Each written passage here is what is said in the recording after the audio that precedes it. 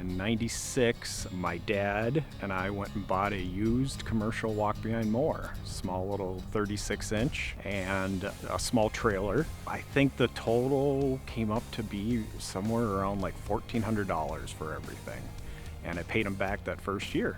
And that's kind of how it all began. With the 20 plus years of experience, we've seen anything and everything. And that experience comes around with just helping people maintain their properties. We provide mowing maintenance, and that can be as simple as just doing weekly mowings for clients. People can also have spring and fall cleanups done with us if they have mowing. We also do landscape weed control and fertilization services, and other special projects as well. We strive to be a person. We get a lot of comments about you're actually talking to somebody. You're not getting an answer machine or a call center or something like that. You're getting a one-on-one attention, and that's what we strive to do. Big thing we provide at Scott's Lawn Care is the knowledge base. It's not just look down and make sure your lines are straight. Anyone can make straight lines in the long run. We really try and train our employees to look in the trees for different diseases and insects that are going on and really pay attention to the most important things first and get things done right the first time.